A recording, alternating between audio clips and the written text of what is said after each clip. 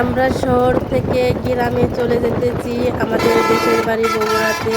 এই তো যমুনার সেতু, কে কে চিনেন? এটা যমুনার সেতু।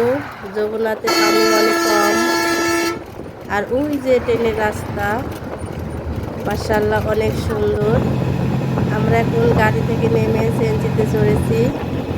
গ্রামের পরিবেশটা একটু শেয়ার করতেছি আপনাদের মাঝে। আসসালামু আলাইকুম, আমি রাজিয়া ডেইলি ব্লগ চ্যানেল থেকে আবারও ছোট্ট একটা ভিডিও আপনাদের মাঝে শেয়ার করলাম। ভিডিওটা 3 দিন আগের ভিডিও।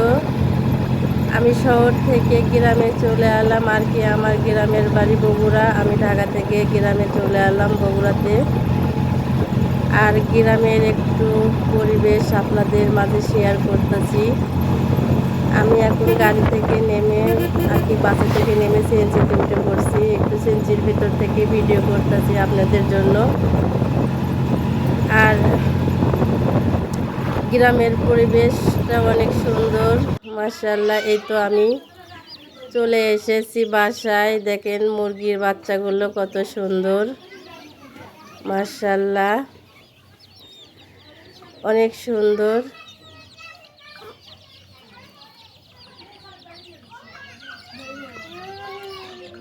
আর এই তো আমার আপু, আপু মানে আমার বড় মেয়ের মেয়ে। এই তো ওরে গোসল করাইয়া সুন্দর জামা পরাবো এখন। ও খুব হাসতেছে, মাশাআল্লাহ অনেক কিউট।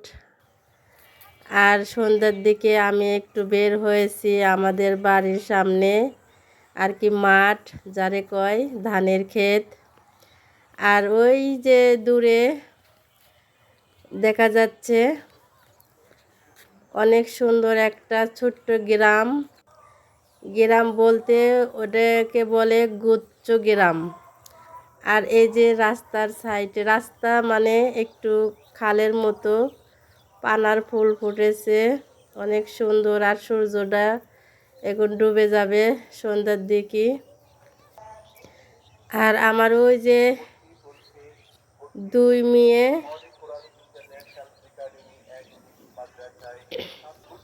পানার ফুল তুলতাছে, ওদেরকে একটু ভিডিওতে নিয়ে নিলাম।